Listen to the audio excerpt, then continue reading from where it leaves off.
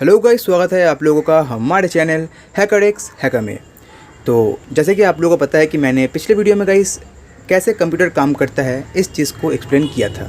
But उस video को explain करते करते वो वीडियो इतना बड़ा हो चुका था गाइस कि मैंने सोचा कि नहीं, बस उस वीडियो को वहीं तक रहने देते हैं, क्योंकि इतने बड़े वीडियो को गाइस कोई देखता है नहीं। बट हाँ, एक चीज़ गलत है गाइस कि उस वीडियो का फ्लो ब्रेक हो गया। मतलब अगर वो वीडियो लगातार होता तो गाइस एक तरफ से कहा जाए तो गाइस वो वीडियो एक कंप्लीट हो जाता, मतलब एक कंप्लीट वीडियो वो रहता। हाँ बट ठीक है, जो भी हो, जो हो गया सो हो गया।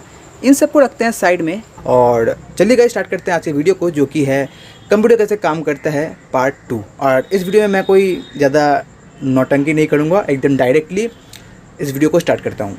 So without missing any more time, with your host and let's begin guys.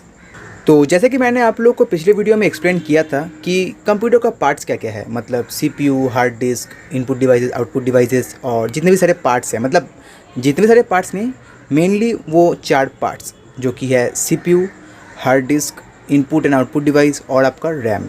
और बेसिकली यही है एक फंक्शनल कंप्यूटर का सिंबल, मतलब एक निशानी आप लोग कह सकते हैं। ओके, तो चलिए आगे बढ़ते हैं और बात करते हैं हर एक कंपोनेंट को, मतलब हर एक पार्ट को एकदम डिटेल में। तो बात करते हैं पहले सीपीयू से कि ये सीपीयू क्या है। देखिए, मैं यहाँ पे सीपीयू को एकदम डिटेल में एक्सप्लेन नहीं करूँगा। मुझे पता है कि ये सी लैंग्वेज का कोर्स है, ना कि कोई कंप्यूटर साइंस का एकदम कोर कॉन्सेप्ट का कोर्स है, तो इसलिए मैं सीपीयू को इतना डिटेल में एक्सप्लेन नहीं करूँगा। बट हाँ, जितना हमें चाहिए सीपीयू को समझने के लिए, मतलब सी लैंग्वेज को समझने के लिए सीपीयू को, उतना मैं आप लोग को इस वीडियो में डिटेल में एक्सप्लेन करूँगा। तो चलिए स्टार्ट करते हैं और बात करते हैं सीपीयू के बारे में। तो अगर डायरेक्ट कहूँ तो गाइस, हम लोग जानते हैं एक्चुअली में सीपीयू है क्या। हम लोग इसे बचपन से सुनते आ रहे हैं, मतलब हर एक क्लास में हम लोग जब भी जाते हैं तो कंप्यूटर का जो कोर कॉन्सेप्ट्स है उनमें हम लोग इसे देखते आ रहे हैं कि सीपीयू है क्या। तो सीपीयू को जानते हैं हम लोग सेंट्रल प्रोसेसिंग यूनिट के नाम से। बेसिकली ये एक चिप है, बहुत कोई इसे कहते हैं माइक्रो प्रोसेसर, मतलब सीपीयू का अलग अलग नाम है।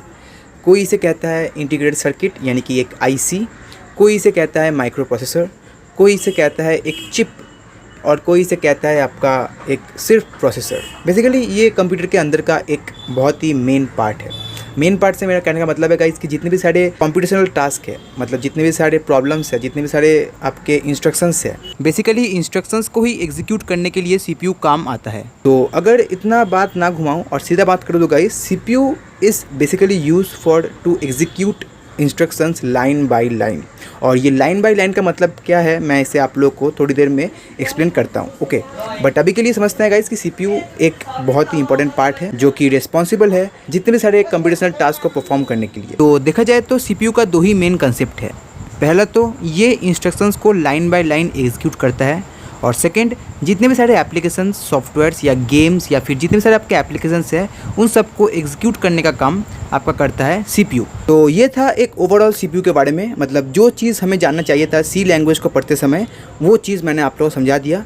बट अगर आप लोगों को सीपीयू के बारे में और थोड़ा डिटेल में जानना है, मतलब सीपीयू बेसिकली इंटरनली काम कैसे करता है, सीपीयू के अंदर बेसिकली है क्या, एएलयू, सीयू, रजिस्टर्स के बारे में अगर आप लोगों को डीपली जानना है कि ये सब बेसिकली कम्युनिकेट कैसे करते हैं इंस्ट्रक्शंस को फेच करते समय, तो अगर आप लोगों को इन सब के बारे में जानना है एकदम डिटेल में, मतलब बेसिकली सीपीयू का पूरा आर्किटेक्चर के बारे में जानना है, तो आप लोग कंप्यूटर आर्किटेक्चर सब्जेक्ट को एनालाइज कर सकते हैं, मतलब देख सकते हैं, या फिर आप इंटरनेट में जाके भी आप लोग सीपीयू को एकदम डिटेल में देख सकते हैं कि बेसिकली सीपीयू के अंदर का आर्किटेक्चर कैसा है।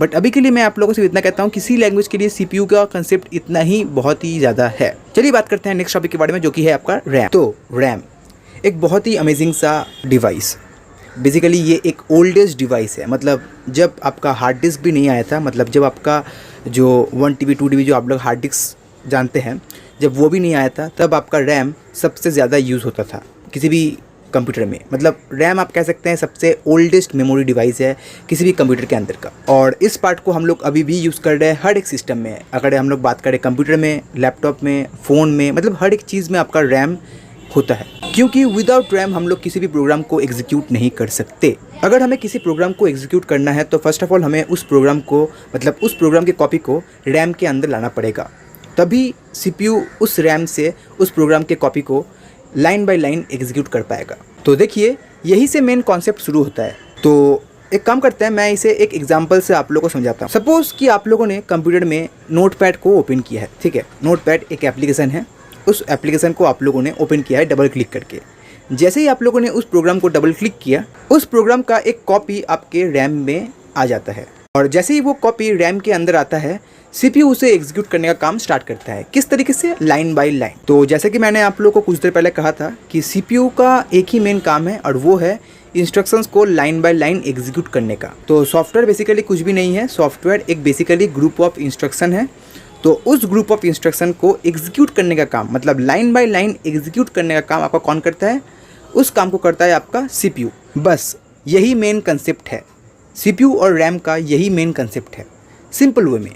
बट अगर आप लोगों को जानना है CPU और रैम को एकदम डिटेल में कि कैसे वो लोग काम करता है, कैसे कॉम्प्लेक्सली वो लोग कैसे काम करता है, मतलब कैसे एकदम कॉम्प्लेक्स वे में अगर आप लोगों को जानना है तो आप लोग इंटरनेट में चेक कर सकते हैं। बट सी प्रोग्रामिंग के लिए, मतलब इस कोर्स के लिए इतना बहुत है CPU और रैम के कंसेप्ट के बारे में।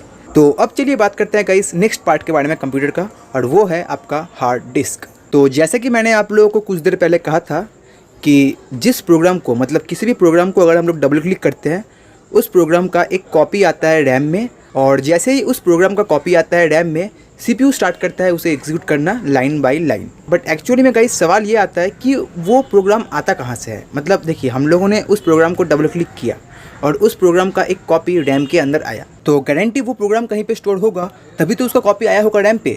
तो वो प्रोग्राम जहाँ पे स्टोर है वो जगह है आपका हार्ड डिस्क। क्योंकि हम लोग सब जानते हैं कि कोई भी प्रोग्राम, कोई भी एप्लीकेशन रैम के अंदर स्टोर नहीं होता है, क्योंकि रैम में तो उसका सिर्फ कॉपी आता है, उस प्रोग्राम का सिर्फ कॉपी आता है रैम के अंदर। इसीलिए कोई भी प्रोग्राम एकदम परमानेंटली रैम के अंदर स्टोर नहीं होता है। और इसीलिए ही तो हम लोग रैम को कहते हैं रैंडम एक्सेस मेमोरी या फिर एक टेम्पोररी मेमोरी, जो कि कुछ समय के लिए ही किसी प्रोग्राम को स्टोर करता है।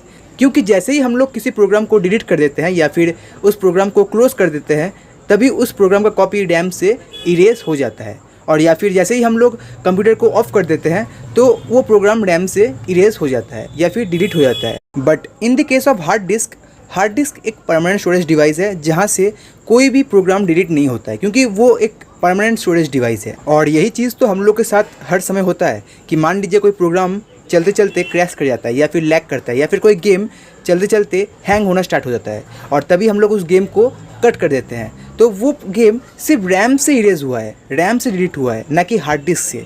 वो गेम अभी भी हार्ड डिस्क पे सेव्ड है। इसलिए गाइस हम लोग हार्ड डिस्क को सबसे ज़्यादा इंपॉर्टेंस देते हैं, क्योंकि विदाउट हार्ड डिस्क हम लोग किसी भी तरीके के डेटा को या फिर प्रोग्राम फाइल्स को, डेटा फाइल्स और प्रोग्राम फाइल्स को सेव नहीं कर सकते। और यहीं पे एक और बात आता है, हार्ड डिस्क में बेसिकली दो तरीके के फाइल सेव्ड होते हैं, एक है आपका प्रोग्राम फाइल और एक है आपका डेटा फाइल। तो प्रोग्राम फाइल बेसिकली कुछ भी नहीं है, वो आपके एप्लीकेशन, सॉफ्टवेयर, गेम्स या फिर जो आप लोग यूज़ करते हैं, ठीक है, वो हो गए आपके एप्लीकेशंस या फिर आपके प्रोग्राम फाइल्स। और डेटा फाइल यानी कि उस एप्लीकेशन का जो डेटा है उसे हम लोग कहते हैं। यानी कि मान लीजिए अगर मैं कोई एग्जांपल लेता हूँ नोटपैड का, तो नोटपैड आपका एक टेक्स्ट एडिटर है, एक एप्लीकेशन है, और जो .txt फाइल है वो है आपका डेटा फाइल। इसी तरह जो आपका इमेजेस है, वीडियोस है, मूवीज़ है या सॉन्ग्स है, वो सब आपके हैं डेटा फाइल्स। और जो आपके एप्लीकेशंस है यानी कि VLC player, music player, image viewer, जो आपके एप्लीकेशंस है, सॉफ्टवेयर है, वो आपके हो गए प्रोग्राम फाइल्स। तो हार्ड डिस्क में इन दो टाइप का डेटा स्टोर होता है, प्रोग्राम फाइल्स और डेटा फाइल्स। तो ये था गाइस बेसिकली हार्ड डिस्क के बारे में कि हार्ड डिस्क के अंदर सारे प्रोग्राम स्टोर होते हैं, और जैसे ही हम लोग किसी प्रोग्राम को डबल क्लिक करते हैं तो हार्ड डिस्क से उसका एक कॉपी आता है रैम के अंदर, और CPU स्टार्ट करता है उसे एग्जीक्यूट करना लाइन बाय लाइन। ठीक है, यहाँ तक समझ आएगा गाइस। पहले मैंने बात किया CPU के बारे में, CPU है क्या, फिर मैंने बात किया रैम के बारे में कि रैम बेसिकली क्या करता है काम, और अब बात की हम लोगों ने हार्ड डिस्क में। और हम लोग तीनों चीज़ को एक संग मिला दिए कि हार्ड डिस्क से बेसिकली वो डेटा या फिर वो प्रोग्राम आता है, उसका कॉपी आता है रैम के अंदर, और रैम से ही CPU line by line instructions को एग्जीक्यूट करता है। ओके, तो यहाँ तक तो गाइस सब कुछ सही है, मतलब इतना कुछ इसमें कन्फ्यूज़न है नहीं। अगर आप लोग इसे सिंपल वे में लिए होंगे तो आप लोग इन सारे कंसेप्ट को सिंपली समझ गए होंगे।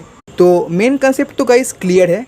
बात करते हैं कुछ और इम्पोर्टेंट चीज़ों के बारे में। तो कुछ बात करते हैं गाइस इनपुट आउटपुट डिवाइसेस के बारे में। बेसिकली ये क्या काम करते हैं कंप्यूटर का काम करते समय, मतलब कंप्यूटर जब काम करता है ये क्या कर रहे होते हैं उस समय। तो बेसिकली हम लोग सब जानते हैं कि इनपुट डिवाइस और आउटपुट डिवाइस काम आते हैं डेटा को लेने के लिए और शो करने के लिए, मतलब आउटपुट डिवाइस में शो करने के लिए।